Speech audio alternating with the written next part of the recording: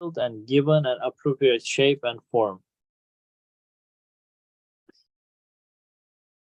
Furthermore, we see a most compassionate, generous, and merciful munificence and bountifulness. We see a most compassionate, generous, and merciful munificence and bountifulness. Since this is so, it of necessity proves, indeed provokes, awareness of the necessary existence and unity of an active, creative, opening, and munificent possessor of glory. Indeed, the constant evanescence and renewal of beings demonstrated that those beings are the manifestation of the sacred names of an all-powerful maker, and are shadows of the lights of his names, that they are works of art produced by his actions and impressions, and pages inscribed by the pen of divine determinant and power,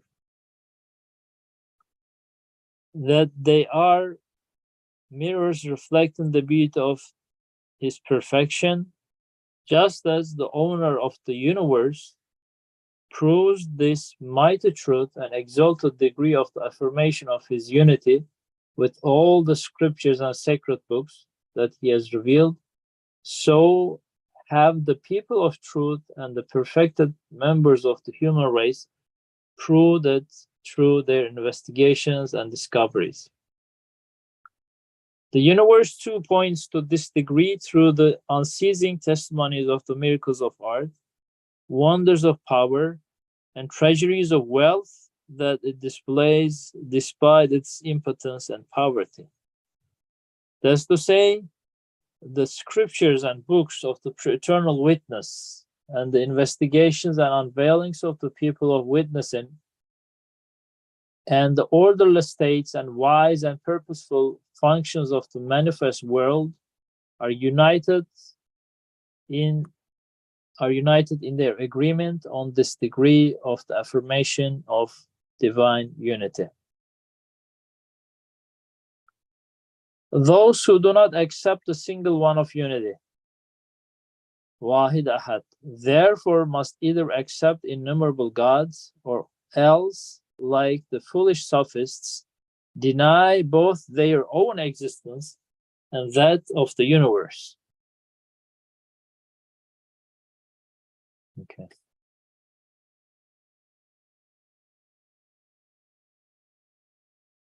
So maybe I can start with asking from the last paragraph that we read, looking at this universe and accepting our existence is kind of directly linked to the wajib al-wujud, the necessarily existent one then. So without accepting his existence, we cannot talk about the existence. So, or in order to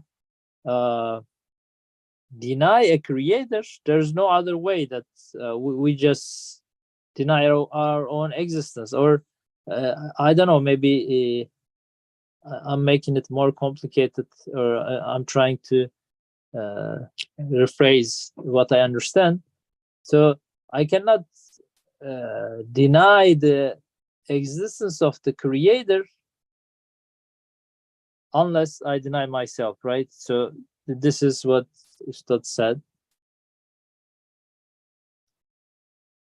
So inshallah, throughout this chapter, we will understand this fact better. But how does it work for us? How do we understand this concept, or why it is so definite in that sense? Any words on this, Kulun Hocam? Maybe, I don't know if my question was clear, but Assalamu alaikum. I think your question was clear. The thing is, no one denies their own existence outside of crazy people who want to make some kind of statement. We don't do that. What we have to do is, and talking now maybe from the point of view of unbelievers, we have to negotiate what we see and what we understand. And we all see the same thing. It's not that we see different things, we see things differently.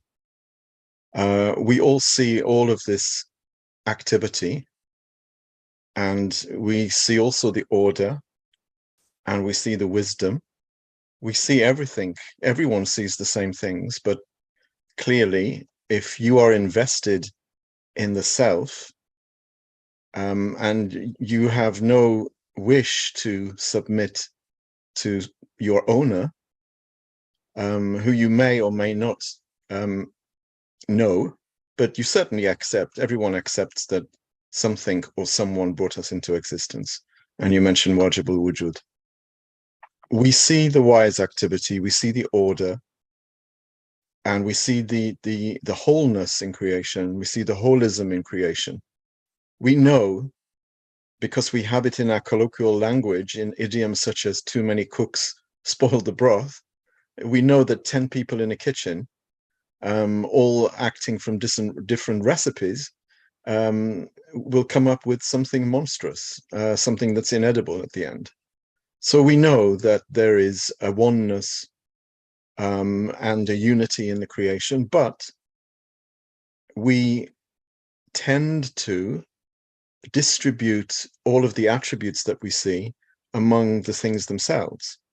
Now, this causes a great amount of cognitive dissonance, because what we're doing, actually, instead of attributing them to the one singular living creator, we spread his attributes, we attribute his names to basically matter in motion, because that's how we see the universe.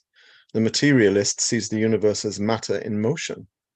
So what do we do with all of these values? What do we do with all of these attributes and names that we see? Well, either we do as Descartes did, we attribute them to the imagination, but that doesn't get rid of them. They're still there. We still work with them. We still experience and engage with the divine names. We see them in our own selves, as well as on the horizons. And you mentioned the afaq and the anfus. Humankind, the human being, sees the attributes and experiences the attributes.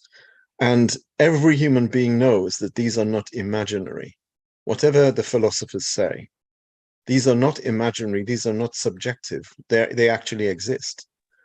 But if you don't want to attribute them to a creator, and we know that attributing them to a creator will bring responsibility, what we do instead is we distribute them among the creation, even though we know that the material creation is inanimate, matter is inanimate, and cannot have absolute wisdom, absolute knowledge, absolute will, and all of the requisites to be able to create. And yet we are still ready to accept this contradiction.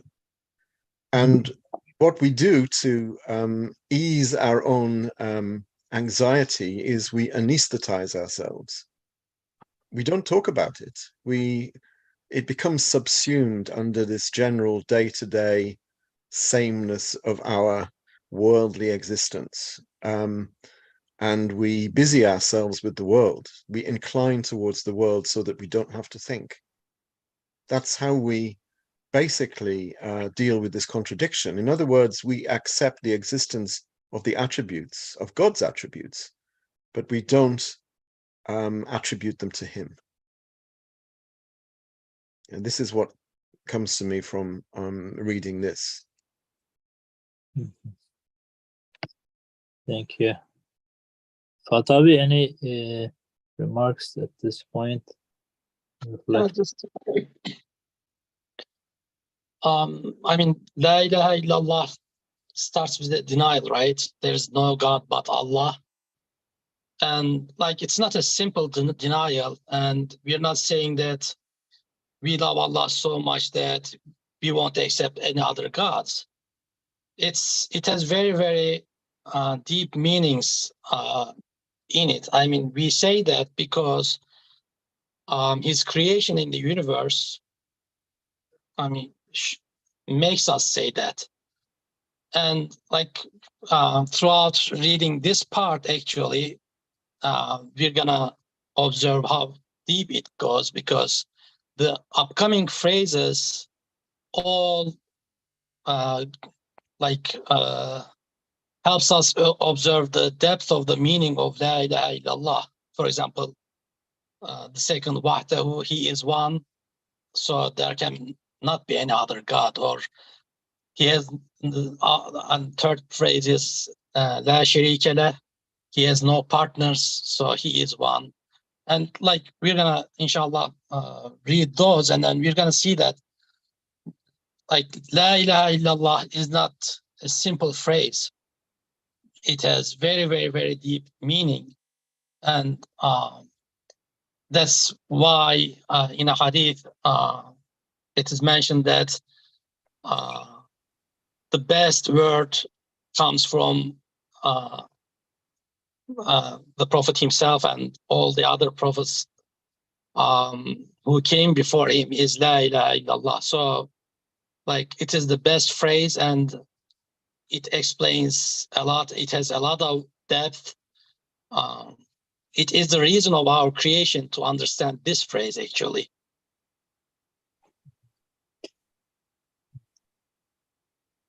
Definitely, we need their interpretations also, right? Their guidance in a way. As Konrajam also mentioned, it gets so overwhelming sometimes, so confusing, and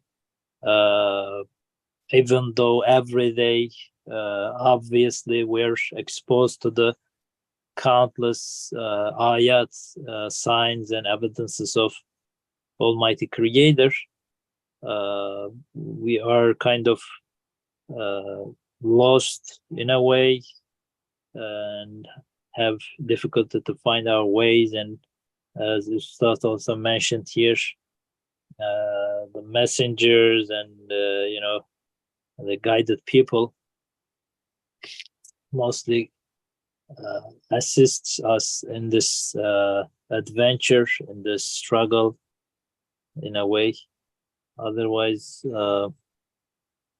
it's not always possible to keep the balance and keep on the straight path, even though almost nobody is in total denial, except something, very few says I don't exist. Everybody kind of accepts the existence, but most of the time we are just given the credit to a lot of different things, but have difficulty to go and find the source, or keep our focus on there constantly. It's always fluctuating in between, from one end of the spectrum to the other end of the spectrum. So inshallah, yeah, just to add to your point, yeah, saying La ilaha illallah is one thing, believing is another thing, but like acting upon it, living in that meaning is a completely different thing. So yes, thank you. Yeah.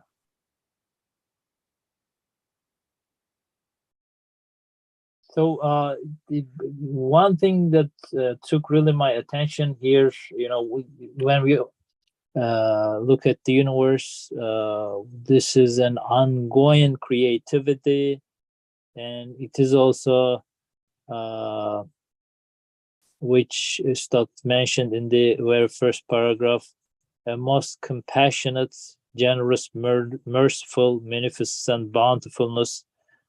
Inshallah, we'll talk about this more, but again, the human being in this multiplicity, in this kasra, in this overwhelming life with, full of other existence, like from lifeless particles to the comets and stars and other living beings.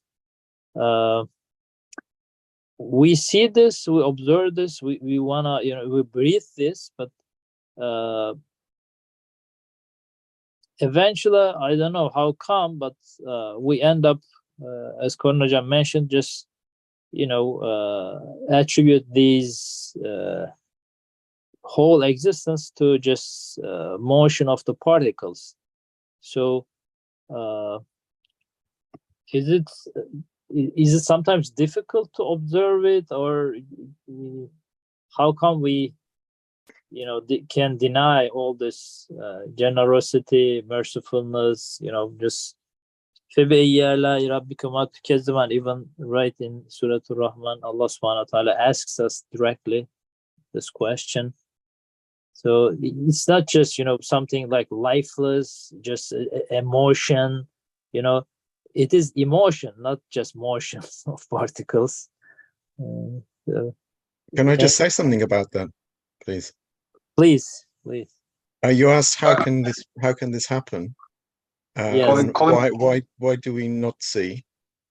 Because for the past 400 years, 500 years, the whole zeitgeist of modern civilization has militated against our seeing this, and has taught us that what we see, first of all, is not reality. I mean, when Descartes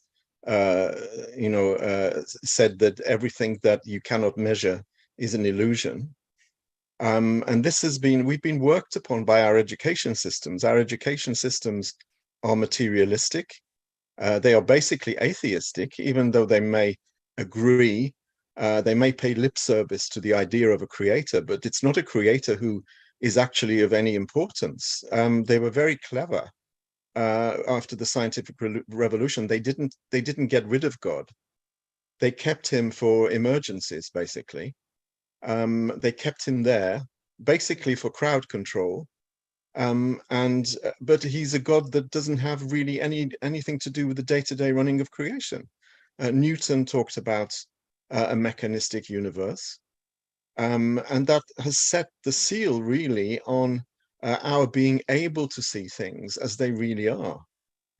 So we don't have it easy. We moderns, in modernity is anti-God. Modernity is anti-tradition, anti-revelation. And it's all about reason, but one particular kind of reason, that linear reason. That is a problem-solving reason. It's not the reason of the heart, it's the reason of the researcher, of the empiricist. And this is what we're faced with. Our education systems, they are loaded guns, and those guns are pointed at our heads. They are causally oriented, they are causalists, basically. So you shouldn't really expect people to be able. I mean, we have a fitra, obviously, but our fitra is so corrupted by education, by television, by advertising. Everything is militated against us. Everything is we're playing with loaded dice. If to use a gambling terminology, the dice are loaded, and you're not going to win at the roulette wheel, right?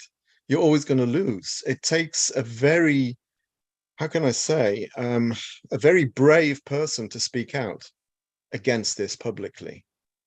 And this is why very few people speak. They are content just to get on with their lives, and they don't realize that the more that we stay silent as believers, the more we are complicit in what the engineers of modernity have done to us. So it's not easy to be someone living in modernity. Thank you, Kornajan. Baykar, I want to expand your question if you don't mind. Sure, Shana, go on. It's also interesting that sometimes we, as people, choose madness. Brother Colin also explained, people who are mad would recognize, or would have an inclination to recognize the oneness and the existence of the Creator. But it's also interesting that maybe due to the reasons, again, Brother Colin explained, we sometimes choose madness. We sometimes choose blurring the mind, blurring the fitra, blurring the basira, right?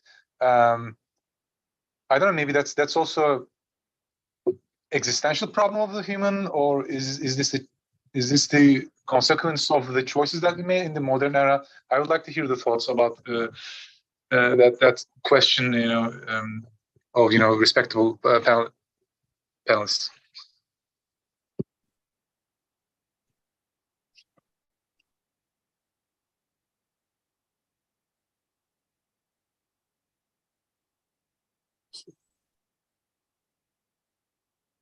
So, Colin Hocam talked about this little bit. I don't know if Fatabi wants to add anything. Yeah, one thing that comes to my mind is like with the modernity and the concept of freedom. So like it's kind of misunderstanding of freedom, and like freedom is so much revered that human beings start to declare their freedom against Allah, and they don't want anybody, even God, to dictate anything to themselves. That might be one of the problems we are having. Mm-hmm. So they believe that there's a creator, but like they don't want him to dictate anything to them. I mean, okay, you created, you've done your part. I mean, as if they are saying, Asha, and now we do whatever we want. It's like even some of the so-called believers are acting like that. I think Fatih has hit the nail on the head. It's all about individual self-determination and autonomy, which we can have as believers. Actually, we can be much freer and much more autonomous as believers than we can with these arbitrary definitions of freedom. This is total arbitrariness, if that's a word. And this is the problem, freedom. We have to start now really defining terms, because we're living in a period that we've never experienced before, where the meaning of words that we've understood for centuries is being emptied from them. George Orwell spoke about this in his book 1984. We have truth speak, for example, double speak, where actually they talk about peace, but actually it's war. They talk about night, but actually it's day. And we have very, very salient, obvious examples of this. These values are being emptied of their true meaning. So when they talk about freedom, freedom, they mean to do what we want. But to do what you want actually imprisons you. It imprisons you in 100 prisons with no bars. Just because you can't see the bars doesn't mean that it's not a prison. And this is completely arbitrary understanding, because what they've done, and I think Fatih was alluding to that, we have gone against tradition, and we've gone against the notion of hierarchy. Hierarchy now is anathema to modern people. They hate the idea of hierarchy. Even so-called religious people hate the idea of hierarchy, because they've experienced so many malign and bad hierarchies. But we live in a hierarchical universe. We live in a universe where there is order and there is hierarchy, and everything is representational. But in the modern era, we don't see the universe as having meaning. It has, I always talk about the cherry tree. You look at a cherry tree, if you don't like cherries, you're never going to look at the cherry tree. You're only going to look at it if you're interested in cherries as a materialist. But then as a materialist, you're only going to see what the tree is, its dimensions, its color, its function. It's not going to have meaning over and above itself.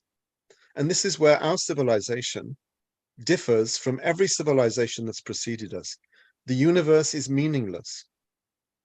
So when we're told this time and time again, when we are told in school that the earth is just an insignificant planet in an insignificant part of an insignificant galaxy, in an insignificant part of the universe, then we're going to think that we're insignificant and that we have no meaning and that everything is arbitrary.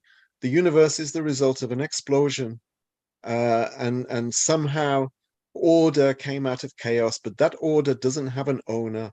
When we're told this day in, day out, when it's consolidated in the advertising industry, in television, in literature, how can you expect people to go out there and actually use their fitra for the reasons that it was created, to see the creation as the handiwork of its creator, as the work of its creator?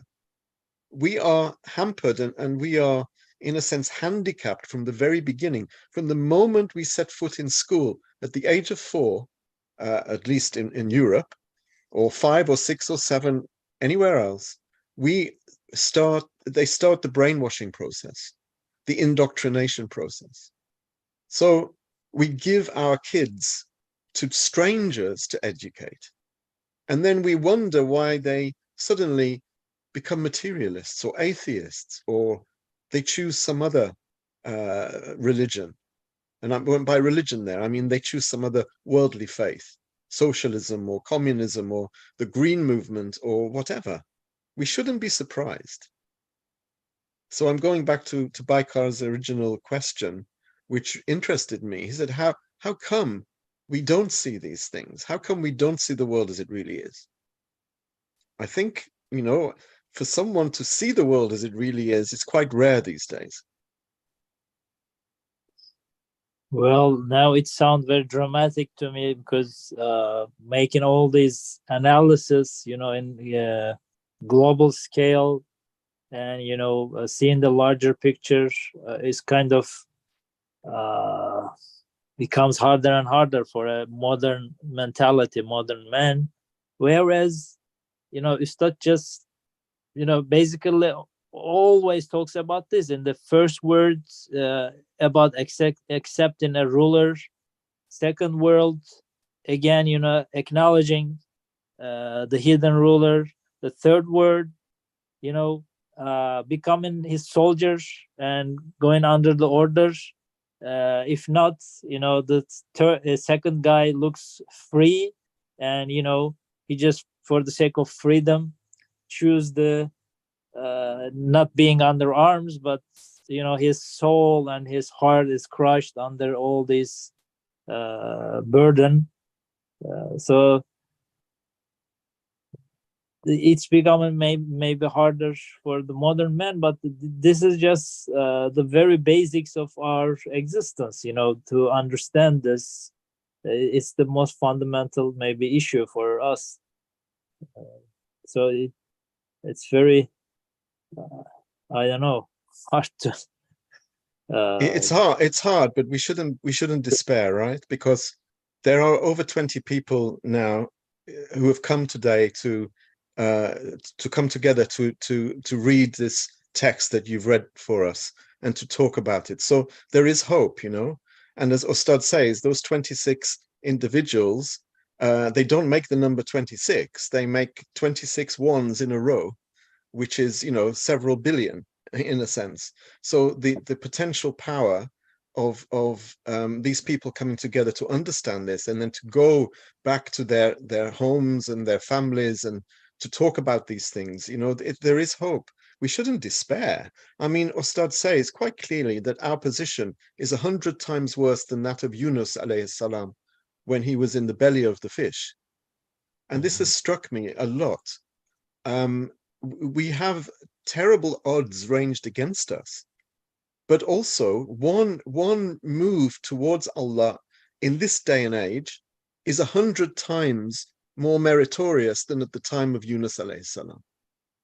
So it works the other way around as well. Our position is 100 times worse, but just one step taken towards the truth is, 100 times more meritorious than during the age of Yunus alayhi salam. Inshallah. So inshallah, I want to just Anybody? Yeah, I was just gonna chime in with brother Colin. So yeah, this Colin was like he explained it very well. So and especially pointing out the fact that now just we are over 20 people, and of course, I mean, just now he also mentioned that if I'm wrong, just please correct me. And he mentioned about like how just like other, of course, I mean, just people are attacking us like in a congregation. Almost he used the word probably like just a militized or something. But now that is correct. So like, but now we also just, made like, and just somehow formed our little congregation here at this very moment. And this is also another kind of just, prayer, right? So it's just now we're praying a lot that, so yes, like we're accepting the fact that, yes, we need this. We want to understand it. And here, someone highlighted the words like, now just how am I going to learn this, like his munificence and his generosity and etc. So, but again, like he also showed that yes, like Ustad mentions, like it's in the Risale, and just there's kind of great, like in the heralds are somehow hidden. Yes, the truth is disguised, and the truth is actually being disguised continuously by a group of people who don't want to see us the meaning in it, right? So they are just continuously, deliberately trying to disguise the meaning. But I guess like, and he also talks about in 12th word, right? So isn't he, so like he says, no, the meanings are there. So like now look and see, look and learn Allah subhanahu wa ta'ala, so his attributes and his names. Look at the things like he created continuously, he is creating with the meaning of letter, right? So not, don't look at the like this by its like own significance, just try to lead them, read them carefully and look into like a manai harfi, right? So just now learn it, try to find and of course now continuously and apply to your life. So how are we going to show our love Allah, right? So it's not, we cannot just like gonna say that, oh Allah, I love you. Yes, you can say it, but life is not static. Life is not contained in this mechanism. And yes, like it is like maybe for us, but it will continue tomorrow and day after day. So like now, if we can become, right, so a member of this congregation, like this brotherhood, and of course, in the this prayer kind of just, right, so at this very moment. So yes, we're praising Allah, and we were showing our happiness and learning and everything, and inshallah. So like, and of course, I mean, if we show our love by applying and live and practicing, so then and inshallah it is going to get a lot easier. So I think like, right, brother Fatih said yes, and just so we are so, life is so distracted, it's so confusing, it's very confusing, complicated out there. But yes, maybe there is a danger, but then there's a huge kind of hope for us that yes, we can become part of this, even if we don't understand. So with help of this brotherhood and brothers like explaining, and yes, maybe we can have just opportunity to practice and learn a lot better and better every day. So then we can just clear that those clouds that somehow deliberately being like somehow like just pushed in front of us. So then we can just maybe invest in hopefully inshallah to other life, because otherwise like just now the diamonds doesn't he say like, and it's, I mean, so like so don't choose, right? So the glass the glasses, so like maybe pieces of glass that's soon to be shattered to the diamonds. So yeah. That's what I was gonna say. So I mean those are the parts that somehow came to me like as soon as brother Fatih and brother Colin, so when he mentioned, so yes, again and again there is a huge question. So everything is right here in front of us. Why are we doing it? So wasn't the question someone also says like, why are we doing it as a human being? But yes, continuously, if like someone is like pushing you, try to somehow forget, forget the meanings of here. So forget this. So you are only somehow coded and programmed to live in this day and age. But like maybe, but of course, I mean, something inside of us, like not telling, oh no, I am not programmed to live here. I am programmed to like just live. But then somehow, oh no, come back this way. So fulfill those desires and everything, this fleeting world. But now, they don't match, right? So then they don't continuously try to look for answers. Like, okay, so I am going to live for in here. No, so then, so how are we going to get rid of this? So what is the maybe inshallah to just the herald, and of course The medication, yes, I believe that this is it. So this is the one that we have to, I guess, like we need to learn over and over to practice, and then so understand or to tell inside of us that no, I am a guest here. So I'm gonna learn the meanings and invest in, inshallah. So hereafter, that's what I was gonna say. Thank you so much. Thank you, brother. Just what was told, and the whole conversation also highlighted this statement for me in a way. I don't know, brothers can comment on that too. We are, all around of us is kind of, we see the miracles of art and wonders of power, and we should, have testimony to this, testify to this, but unless, I guess, we feel our impotence and poverty is kind of hidden from us most of the time. So it is a necessary adventure in a way that Allah subhanahu wa ta'ala, as one brother said here, in a way puts us in the middle of ocean, and Colin Abi also reminded the Yunus alayhi salam story, in the middle of the ocean. So we, work through it, and we try to look, more deliberately for the light, in a way, I guess. Otherwise, it's just, in this ordinary lifestyle, it just gets hidden from us, whereas it's so obvious, it's there, all these evidences of Allah subhanahu wa ta'ala. Our time is getting shorter. I want to start reading a little bit from the second phrase, unless anybody wants to make any comment at this point.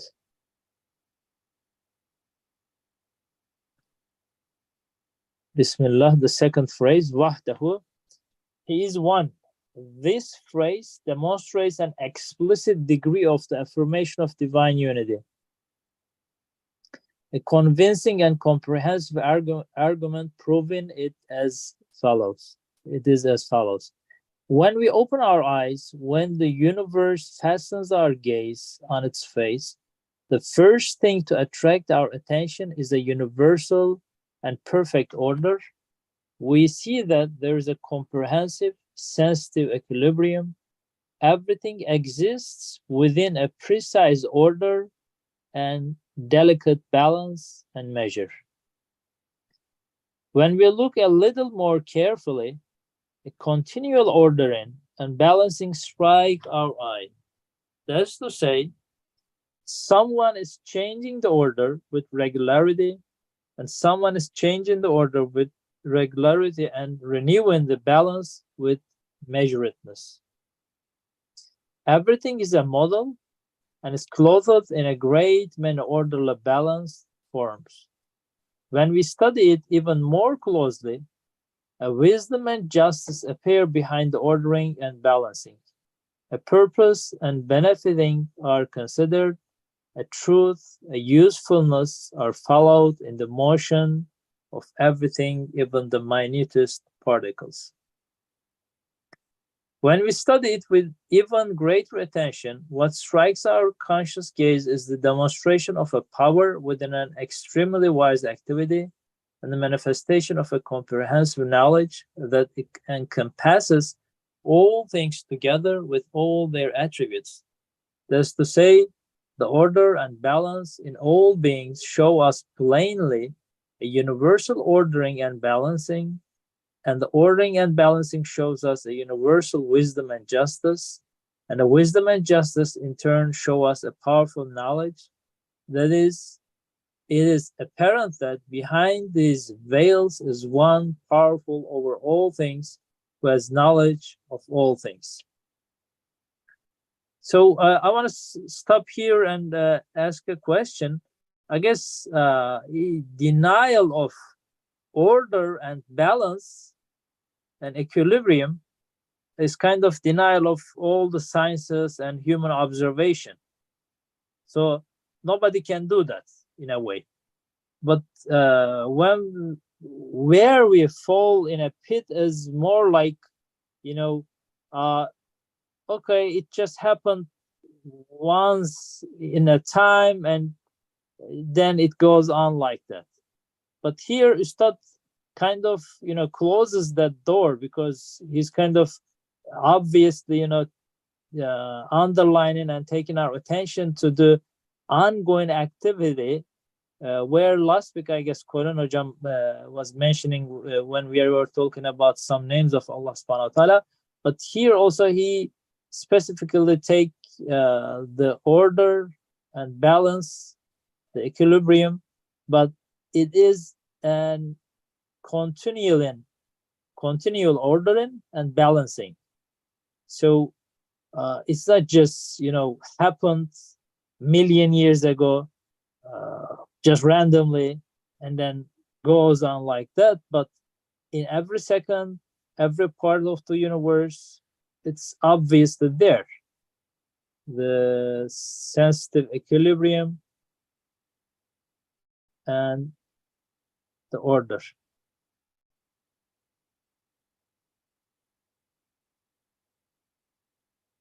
Any words on this? Any reflection on this part? He ended up with this statement.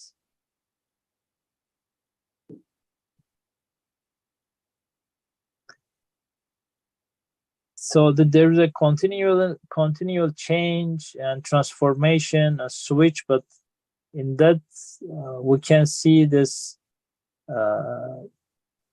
showing us different models and putting in different forms.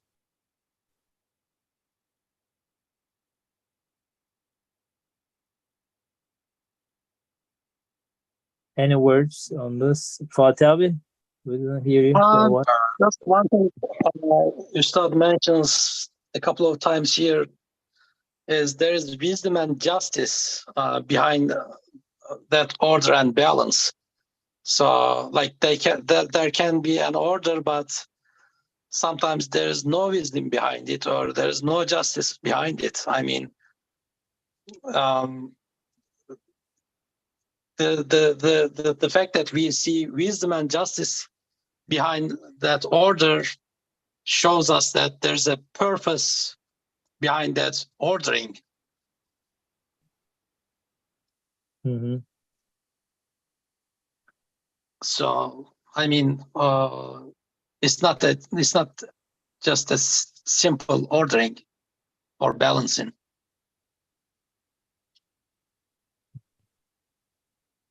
Yeah, it's very interesting, as you said. I guess in social sciences they said uncontrollable power is not power, right? Something like that. So I can see, I hear that many scientists, for example, just talk about a power, right? You are a physicist, right?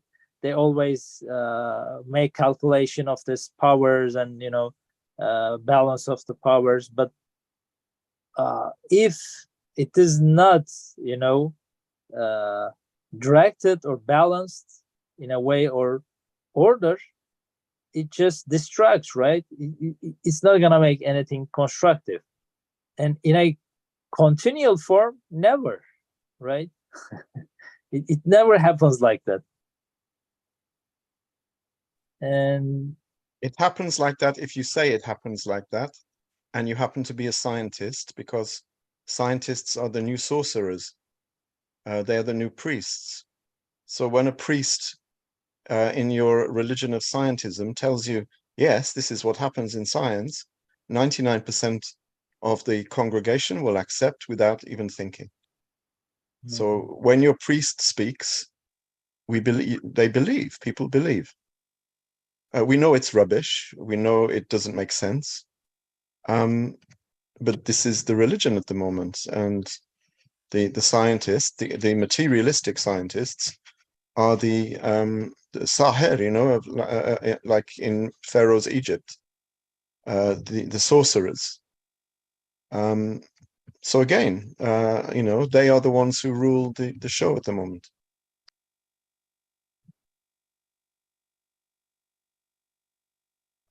This justice also, I guess, is related to the balance, right? Ustad talks about two forms of justice. One is kind of given the rights of the existence. For example, let's say a creature like a lion, right, has the devices and also the appropriate spirit. It doesn't have like a sheep's leg, or I don't know, sheep's teeth with that spirit, a lion spirit. So this is also a part of justice, and also the whole balance in the universe also shows that justice in a way. For example, we are given a body, and we are given also an appropriate head on our over our shoulders, right? It's not as big as an elephant or whatever, that we can't carry it, or it's just in balance, measure, fine measurements in every part. This is also a kind of justice. Like in front of the courts, we have this two symbols for the justice, right? When in one hand it holds a maybe sword, and in the other hand it just holds the scale, right? So a symbol. So every single thing actually, reminds us this universal order and balance is supported by wisdom and justice.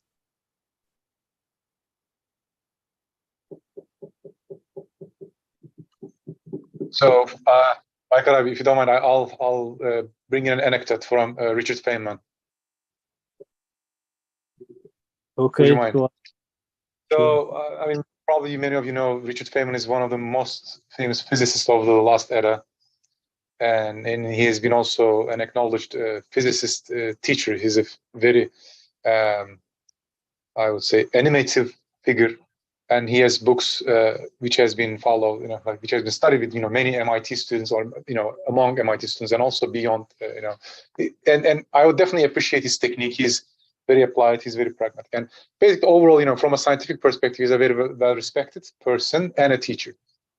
And I watched one of his talks. He talks about knowing and not knowing, and I appreciate him. I'll just say that he's an atheist, and he says that openly. But he's at the honest side of the atheism in some sense, that like he discloses that he doesn't know, the science doesn't know many things. Like, for example, just a string that we stretch and it collapses back. He says that we cannot explain with everything that we know, similar to mass, the gravity, gravitational force, right? I mean, we experience it, we formalize it, but we cannot explain it. I mean, he openly suggests, and openly discloses that we cannot explain right now how and why this happens. And the reporters asks him, "Do you think of God?" And he says, "Yes. I mean, I question it, but I conclude that it may not exist, and I made peace with it." I think the moral of the story here is he might have given a wrong answer, or he might have made a mistake, but I think the honesty of at least keeping that in mind in his questioning, in his approach to science, I think that's what we are missing from many scientists. they are against batil, they're against dogma, yet we start our examination, our analysis with a lot of dogma, like Brother Colin suggested. If an authority accepts, then it is, which is totally against the the modern destructive or reconstructive scientific practices. That's all I wanted to say. Thank you very much. Yeah. Any reflections? We are kind of close to the end, so this order and balance in continuing form is, again, like in the first point, shows out to Allah subhanahu wa ta'ala's continual creation, but specifically, here I will say that maybe focuses on the rububiyyah, because again we have just, most of us have this general attitude of course this huge universe should have an owner, but on the way we just keep giving the credit to other sources. So as before talking, let me read this, because Ustad really wraps it up very beautifully. Maybe we'll not have the time to talk about it, but let me go through the text. Furthermore, we look to the beginning and end of everything, and we see, particularly in animate creatures, that their beginnings, origins, and roots are such that it is as if their seeds contain all the systems and members of those creatures, each in the form of an instruction sheet and timetable. Then their fruits and results are such that the meanings of those animate creatures are filtered and concentrated in them. They bequeath their life histories to them. It is as if their seeds are collections of the principles according to which they were given existence, and their fruits and results a sort of index of the commands that brought them into existence. Then we look to the outer and inner faces of those animate creatures, the free disposal of an otherly wise power, and the fashioning and ordering of an otherly effective will are apparent. Free disposal of an otherly wise power and the fashioning and ordering of an otherly effective will are apparent. And again, there's power, but it is a wise power, and it goes with irada, will. That is, a strength and power create a strength, and power create a command, a will clothed with form. A strength and power create a command and will clothed with form. Thus, when we study beings attentively, we observe that their beginnings are instruction sheets prepared by one possessing knowledge, and that their ends are plans and manifestos of a maker, that their outer faces are beautifully proportionate dresses of artistry devised by one who chooses and wills, and their inner faces well-designed machines of an all-powerful one. This situation, therefore, necessarily and self-evidently proclaims that no time and no place, absolutely nothing, can be outside the grip of power of one single glorious maker. Therefore, necessarily and self-evidently proclaims that no time and no place absolutely can be outside the grip of power of one single glorious maker. Each thing and all things together with all of their attributes are planned and directed within the grip of power of an all-powerful possessor of will. Each thing and all things together with all of their attributes are planned and directed within the grip of power of an all-powerful possessor of will. They're made beautiful through the ordering and graciousness of a merciful and compassionate one, and they are embellished with the adorning of a loving benefactor.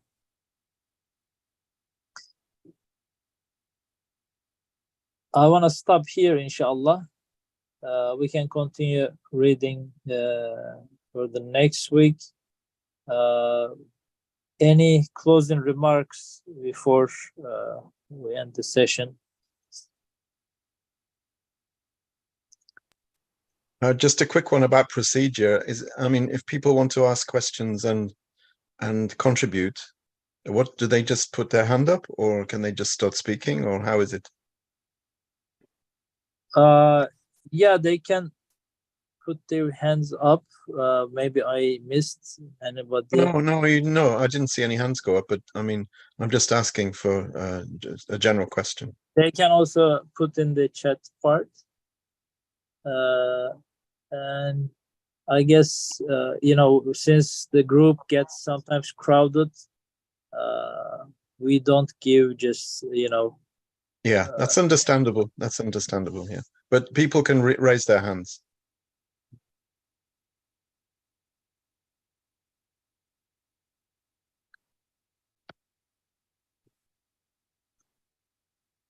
Okay, Raja probably, actually.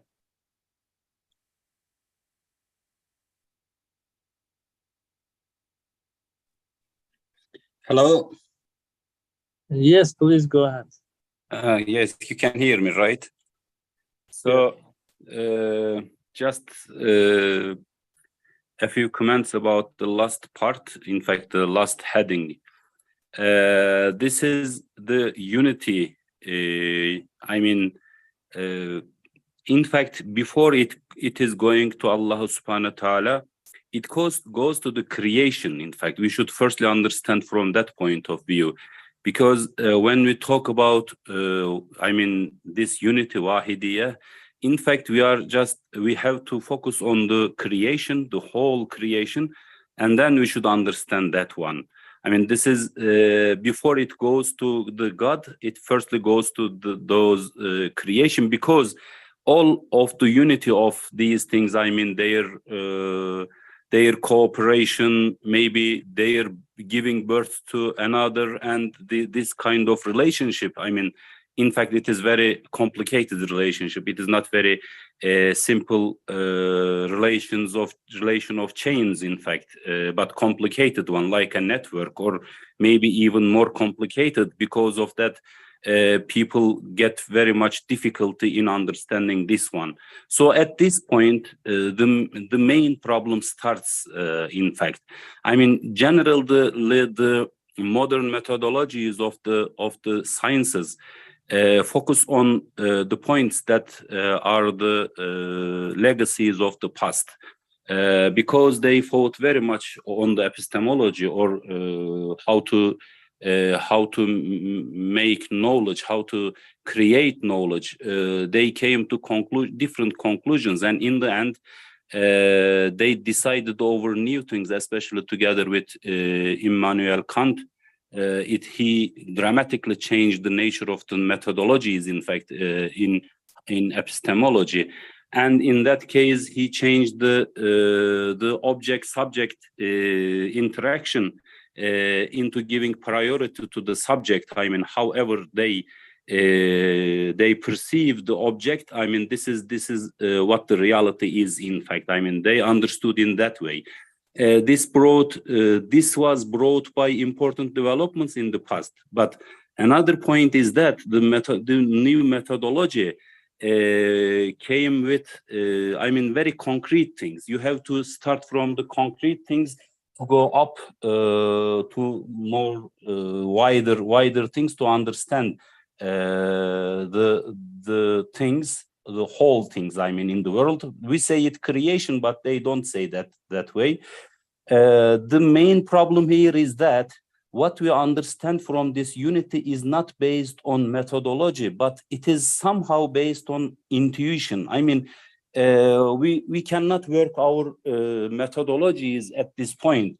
Only human beings, I mean, the whole humanity can just come to this conclusion throughout these, let's say, I mean, whatever we see around us, we came to these conclusions that, I mean, all when all are in unity, they should be created by one. I mean, we come to this conclusion, but modern methodologies, in fact, unfortunately, do not come to this point, because methodologically coming to that point is quite difficult, because the starting point is very different. Maybe the point that they lean on is very different. And just because of that, as the subject is very important here, more important than the object, what we are looking at, in fact. We are kind of at the end. I don't want to hold brothers more than we promised. Just in 30 seconds, I can finish. Okay. I will finish, in fact. The main problem here is the methodology of these people. But this methodology comes from the past, in fact, the effects of past. So we do not have any overarching methodology to contain all of these things. I think the main problem of the modern person comes from here. And alhamdulillah, we have this idea, especially Hazrat Ustad brought about this one. I mean, he just presented it to us. I mean, in this way, we can understand it by intuition that we have to think in that way. And it becomes, in time, it becomes part of our personality and mindset, and it is oriented in that way, and we can understand. Otherwise, it is quite difficult for other people to understand this one, especially the modern man, modern scientist. For him, it is really very difficult to understand these points because their methodology does not correspond to these points. I think this is the basic problem that they experience. Okay, thank you very much. Thank you. Inshallah, we want to stop here for this week. May Allah increase our understanding and protect our imans, keep us in the straight path. Inshallah, keep us in your prayers until the next week we come together. We'll try to continue from the same part, inshallah. سبحانك لا علم لنا إلا ما علمتنا إنك أنت العليم الحكيم وآخر دعوانا الحمد لله رب العالمين. الفاتحة.